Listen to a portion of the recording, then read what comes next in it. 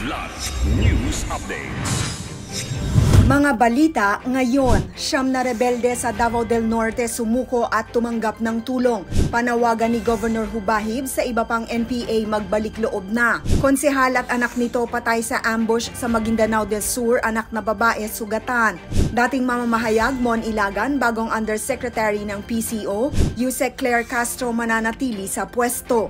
Ako po si Cesar Sorian para ihatid ang mga nangunang balita sa buong kapuluan ngayon.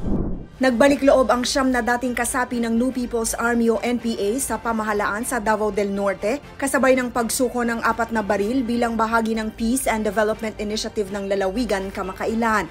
Sa kanilang pagsuko, tumanggap ang mga dating rebelde ng pinansyal at pangkabuhayang tulong mula sa pamahalaan at isinailalim sa Kaagapay Livelihood Program at skills training ng TESDA upang makapagsimula ng bagong buhay. Hinimok ni Governor Edwin Kuya Gob Hubahib ang iba pang rebelde na sumuko at huwag nang sayangin ang pagkakataong makabalik sa lipunan.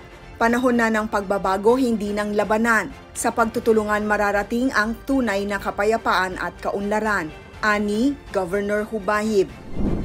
Pinagbabaril at napatay ng mga hindi pa nakikilalang salari ng isang konsehal ng barangay at ang kanyang anak sa Ampatuan, Maguindanao del Sur nitong Lunes ng umaga, October 13. Kinilala ang mga biktima na sina Abu Sama Agaw, alias Commander Boy Negro, konsehal ng Barangay Matagabong at Field Commander ng MNLF, at anak niyang si Norodin, miyembro ng Barangay Peacekeeping Action Team. Sakay ng tricycle o payong-payong ang mga biktima ng tambangan ng riding in tandem sa Barangay Kapinpilan bandang 8:30 ng umaga.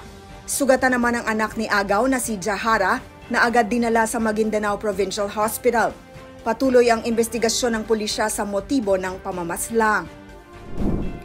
Itinalaga ang dating mamamahayag Ramon Mon Ilagan bilang Undersecretary for Operations ng Presidential Communications Office o PCO ayon kay Acting Secretary Dave Gomez nitong October 13. Nilinaw rin ni Gomez na mananatili sa pwesto si Undersecretary at Palace Press Officer Claire Castro bilang pangunahing tagapagsalita ng Malacanang. Bago ang naturang posisyon, nagsilbi si Ilagan na Assistant Secretary at tagapagsalita, gayon rin bilang Executive Director ng Office of Transportation Cooperatives ng Department of Transportation o DOTR at Mayor ng Cainta Rizal mula 2004 hanggang 2013. Isa rin siyang dating reporter ng ABS-CBN at spokesperson ni dating Vice Presidente Jejomar Binay noong 2016 elections. Sina Ilagan at Castro ay kabilang sa 4 na undersecretaries ng PCO. Para sa Kidlat News Channel, ako si Rosalyn Sinchonco, nag-uulat. Ako po si Cesar Sorian, kasama nyo sa bawat pagputo ng balita.